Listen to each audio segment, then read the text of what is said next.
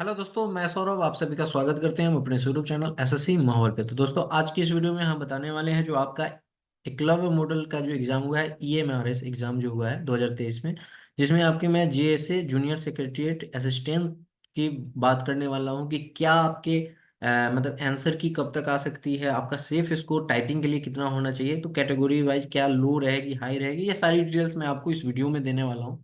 तो ये एक कट ऑफ वीडियो नहीं है, मैं आपको जस्ट सेफ स्कोर की बात बता रहा हूं कि अगर आप इतने इतने के बीच में अगर आप एक्यूरेसी के साथ हो तो आपके चांसेस हैं कि आप जो है टाइपिंग के लिए डेफिनेटली क्वालिफाई कर जाओगे। ठीक है, तो वीडियो को पूरा वॉच करना, वीडियो को स्किप मत करना।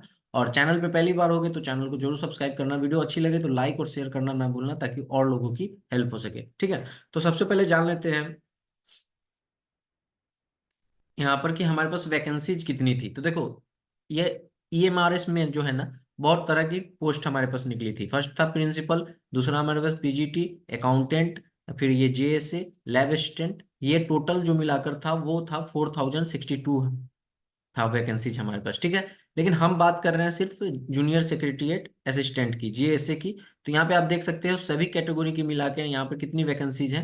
यहाँ पे वैकेंसीज है हमारी 759। ठीक है, 759 वैकेंसीज हमारे पास यहाँ पर है जेएसए की, ऑल कैटेगरी मिला के। ठीक है, अब यहाँ पे बात कर लेते हैं कि इसकी सिलेबस क्या थी। तो देखो, यहाँ पे था सिलेबस में आप देख सकते हैं कि पार्ट वन में रीजनिंग थी, पार्ट टू में मैथ्स थी, और पार्ट थ्री में आपके जनरल अवेयरनेस, उसके बाद पार्ट फोर में लैंग्वेज कंप्यूटर वाली जो थी वो, और basic knowledge of computer operate, नहीं नहीं, लैंग्वेज ये इंग्लिश एंड हिंदी वाली थी, और यहाँ पे कंप्यूटर वाली थी। तो 20 क्वेश्चन आपके रीजनिंग के थे, 20 क्वेश्चन आपके मैथ्स के थे, 30 क्वेश्चन आपके जनरल अवेयरनेस से थे, और यहाँ पर आपके 30 क्वेश्चन आपके लैंग्वेज से थे, और 30 क्वेश्चन कंप्यूटर से टोटल एक एक मार्क का सारा क्वेश्चन था। और यहाँ पर टोटल नंबर ऑफ क्वेश्चन 130 थे, टोटल मार्क्स कितने थे 130। ठीक है, अब यहाँ पर आपका क्या दिया गया है कि दी टेस्ट विल बी, यहाँ पे 2.5 घंटे के आपके एग्जाम थे। ठीक है, time limit each part of test individually. ठीक है, यहाँ पर आपके क्या थे, तो टोटल आपके 130 मार्क्स के यहाँ पे पेपर थे।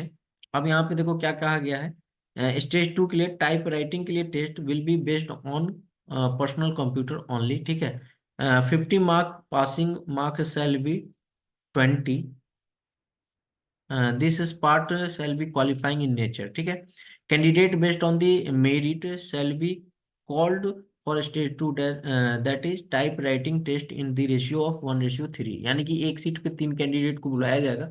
तो ओवरऑल की बात करें तो हमारे पास टोटल हमारे पास वैकेंसीज है 759 वैकेंसीज। तो इसका 3 गुना अगर हम बुलाएंगे तो कितना हो जाएगा यहाँ पर, 9 × 27, 5 × 15, 2 × 17, 1 × 7, 21, 1 × 22। ठीक है, तो यहाँ पर टोटल 2277 कैंडिडेट को क्वालिफाई किया जाएगा, किसके लिए, टाइपिंग के लिए। ठीक है, समझ में आया।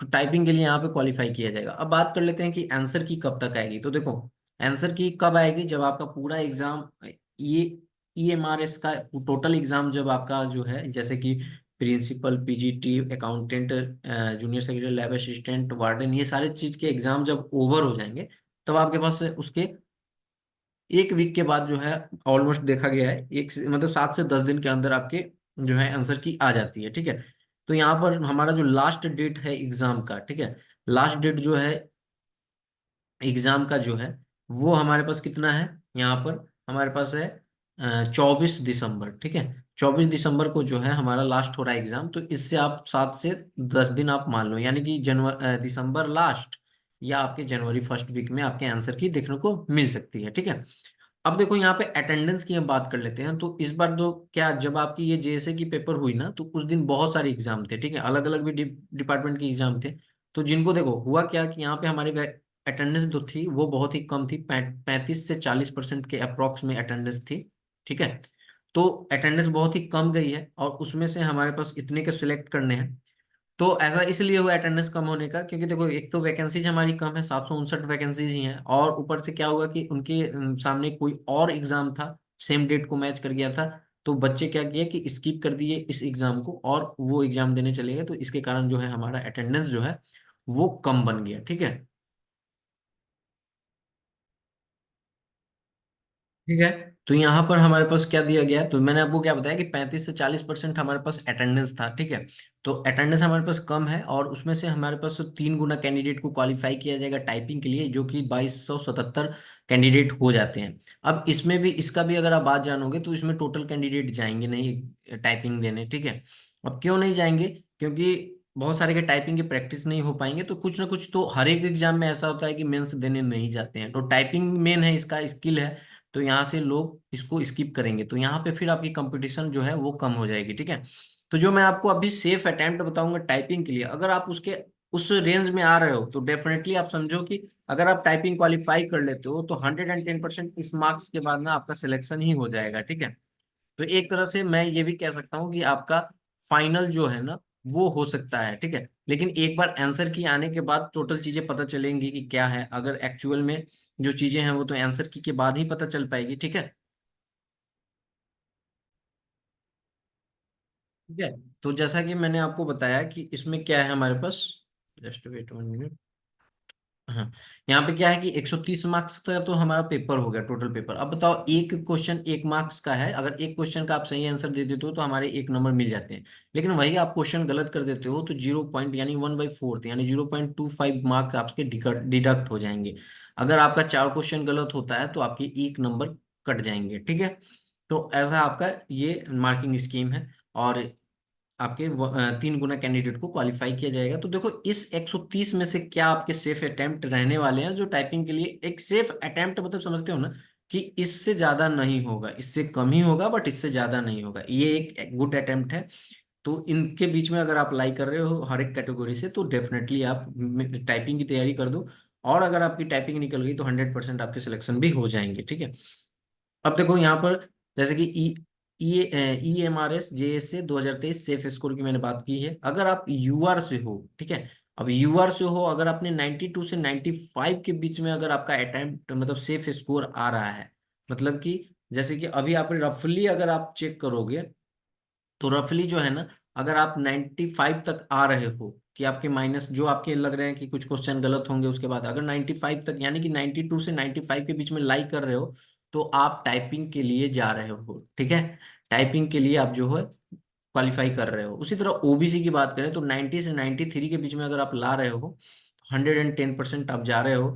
ईडब्ल्यूएस की बात करें तो 85 से 88, और एससी की बात करें तो यहाँ पर 80 से 83, एसटी की बात करें तो यहाँ पर 75 से 78।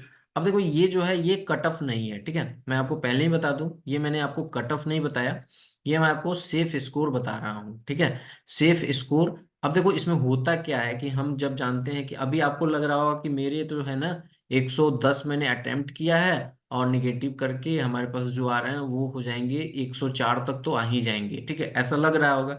लेकिन जैसे ही आंसर की आएगी आपको पता चलेगा कि ये 104 जो है ना वो 96, 98 ऐसे आपके स्कोर बनने लगे। तो ये एक ही के साथ नहीं होता है, सभी के साथ होता है, तो ये चीजें होंगी। तो अब भी अगर आप इसके बीच में लाई कर रहे हो ना, तो डेफिनेटली जो है आप कहीं ना कहीं आप टाइपिंग के लिए क्वालिफाई कर रहे हो। और जब आपकी फाइनल एक बार तो आंसर की आ जाएगी, उसके बाद कट ऑफ की वीडियो मैं डाल दूंगा, ठीक है, जो कि मुझे नहीं लगता कि इससे ज्यादा ही जानी चाहिए, बट फिर भी मैं एक बार देख लेंगे कि बच्चे का क्या परफॉर्मेंस है, उसके अकॉर्डिंग ही बता पाएंगे, ठीक है। तो आपका क्या है कि कट ऑफ की वीडियो डालने के बाद जो कट ऑफ आएगी ना, उसमें आप समझ लेना कि उसके बाद मैं आपको बता दूंगा कि मेरिट लिस्ट अगर किसी का सिलेक्शन होता है तो मेरिट लिस्ट आपकी क्या बनेगी, ठीक है।